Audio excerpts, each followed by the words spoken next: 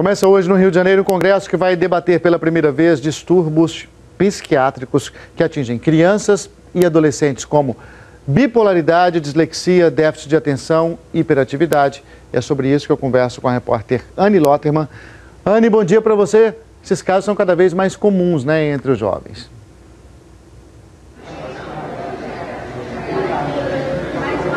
Eu vou no que eu sei. Oi, Luciano, bom dia para você, bom dia a todos. Olha, segundo dados do Ministério da Saúde, de toda a população brasileira, infantil e também adolescente, 10 a 20% sofre algum tipo de transtorno mental. Desses, 3 a 4% precisam de tratamento constante. Outro número que chama a atenção é que de cada 98 crianças, uma sofre problema de autismo. Eu estou aqui com a Iane Kestelman, que é presidente do Conselho de Déficit de Atenção do Brasil, da Associação Brasileira de Déficit de Atenção. Iane, eu citei alguns números, mas na prática o que representa? Qual é a realidade brasileira hoje? Na prática, o que nós observamos é que existe um contingente enorme de crianças com algum transtorno mental, alguma dificuldade psiquiátrica, na mais profunda invisibilidade. O que nós nos preocupamos, e eu acho que esse congresso, que é o congresso, a primeira vez que acontece um congresso de psiquiatria da infância e da adolescência, organizado pela Santa Casa e o Fábio Barberato, é que a gente possa discutir a possibilidade de se pensar articulações e políticas públicas para dar conta do atendimento dessas crianças. Hoje mesmo, um grande acontecimento que houve nesse congresso é que pela primeira vez a Associação Brasileira de Psiquiatria fez uma parceria com a Sociedade Brasileira de Pediatria e conosco da Associação Brasileira de Déficit de Atenção, porque 5% das crianças brasileiras têm déficit de atenção, para que nós possamos juntos trabalhar em prol, de um melhor atendimento, para que essas crianças possam, de fato, ser tratadas, atendidas, para que não tenham problemas futuros, porque intervenção precoce é importante. Agora, Iane, o principal desafio hoje ainda é vencer o preconceito que esse termo psiquiatria carrega? Sim. Nós vivemos, infelizmente, no Brasil, uma verdadeira caça às bruxas em relação à psiquiatria. Ou seja, a psiquiatria é vista ainda como uma psiquiatria do passado, antiga, onde não havia esse olhar para as questões subjetivas, para as questões sociais do paciente. E isso é muito preocupante, porque as pessoas, infelizmente, têm questões mentais, têm distúrbios psiquiátricos, e negá-los não vai resolver o problema. E na medida em que a gente se depara com essa dificuldade de aceitação da problemática psiquiátrica no Brasil, a gente está atrasando o encontro dessas pessoas com o tratamento e com uma melhor qualidade de vida. E, evidentemente, isso vai ter desdobramentos futuros, inclusive em toda a sociedade. Agora, um diagnóstico cedo e correto pode reverter muitos quadros, E nesse caso, o pediatra, que é o primeiro médico que tem contato com a criança, ele precisa estar preparado para isso. Sim, o pediatra talvez seja o que tem a função mais essencial, porque a psiquiatria infantil, assim como a pediatria, ela se ocupa e se debruça sobre o neurodesenvolvimento das crianças. Então, o psiquiatra é aquele sujeito que vai fazer justamente a intervenção precoce, vai poder perceber se aquela criança tem ou não algum potencial para desenvolver algum distúrbio psiquiátrico no futuro, que uma vez atendida e assistida adequadamente, essa criança pode ter um desenvolvimento pleno e uma vida de extrema qualidade. Iane, muito obrigada pelas suas informações. Só lembrando que o congresso vai até amanhã aqui em Botafogo, na zona sul do Rio de Janeiro. Luciano. Obrigado, Anne. A gente aproveita esse congresso para conversar aqui com o Antônio Geraldo da Silva, ele que é presidente da Associação Brasileira de Psiquiatria. Antônio, muito obrigado por estar aqui com a gente, ter aceito o nosso convite. O nosso assinante está mandando perguntas no g1.com.br/globonews e também pelo telefone 4.002-2884. A gente aproveita para passar a primeira pergunta para você. O assinante que mandou aqui no telão. Primeira pergunta é de a Iris. Meu neto está sofrendo bullying na escola por ter esquizofrenia e estar acima do peso por consequência dos remédios. Gostaria de saber como ajudá-lo. A Iris Pimentel, de São Vicente, São Paulo. Muito bem, Luciano. É importante orientar a Iris que aí nós temos 2 pontos a serem tratados. Um ponto que é importante é o seguinte: é preciso procurar a escola, procurar a coordenação, porque é inaceitável no mundo atual ainda termos psicofobia. Psicofobia é o preconceito contra os portadores de deficiências e de transtornos mentais. Não é possível mais aceitar isso, não é possível mais que as pessoas não entendam que qualquer um de nós pode ter um transtorno mental a qualquer época da vida. Em segundo lugar, as pessoas que usam qualquer tipo de medicamento psiquiátrico ou não e que apresenta efeitos colaterais, é preciso procurar quem está tratando a pessoa, o médico que está tratando, para que ele possa fazer o ajuste daquilo que se faz necessário. É verdade, alguns medicamentos para a esquizofrenia podem levar a ganho de peso.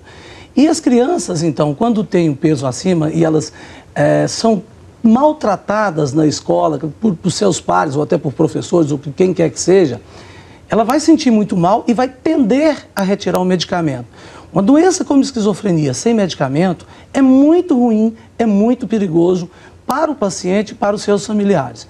Porque o doente mental, ele não é perigoso, mas o doente mental não tratado, ele se torna uma pessoa perigosa.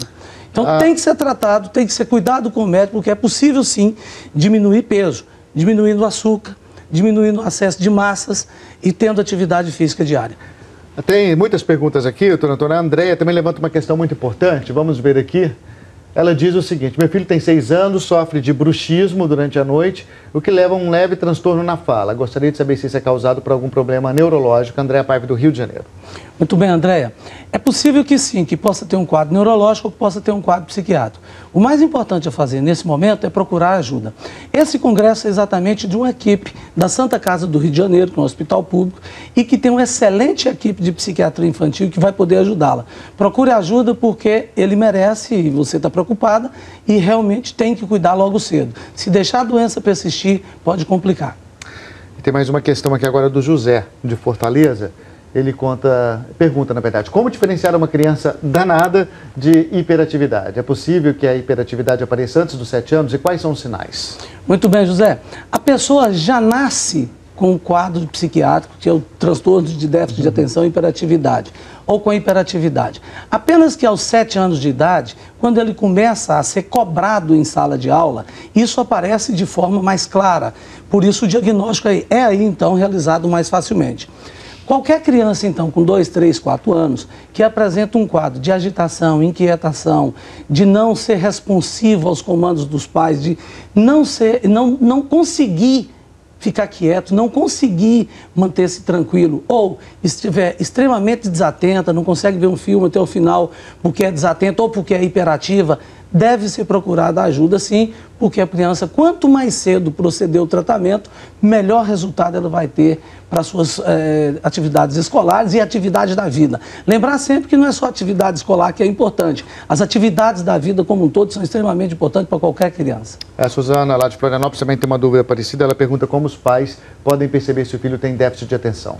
Suzana, qualquer criança, ela normalmente é inquieta, e isso é bom. A criança muito parada vai nos preocupar, vamos achar que tem alguma doença. Mas quando a criança está muito parada, ou não consegue prestar atenção num filme, não consegue prestar atenção num desenho animado, assistir TV, ou o que você ensina, ela está como se estivesse no mundo da lua, aí sim você tem que preocupar e a gente tem que buscar ajuda. A criança normalmente ela é mais atenta, mas ela não é excessivamente. Tudo tem um limite, é um limite de onde há prejuízos. Quando você vê que está tendo prejuízo para o crescimento e a formação da criança, aí é o momento de procurar ajuda. A Tereza conta o seguinte: minha neta tem 8 anos e sempre foi uma menina pegada à família, mas nos últimos tempos ela tem se isolado, apresentado uma desatenção nos estudos. Gostaria de saber se isso pode estar relacionado ou está sendo ocasionado por algum distúrbio. Tereza, essa colocação é importante porque as pessoas entendem que crianças não apresentam quadro psiquiátrico. Isso é um erro, isso é grave. Toda e qualquer mudança de comportamento nós temos que avaliar adequadamente, porque pode, eu não estou dizendo que é o caso da criança, mas pode, por exemplo, apresentar um quadro de depressão.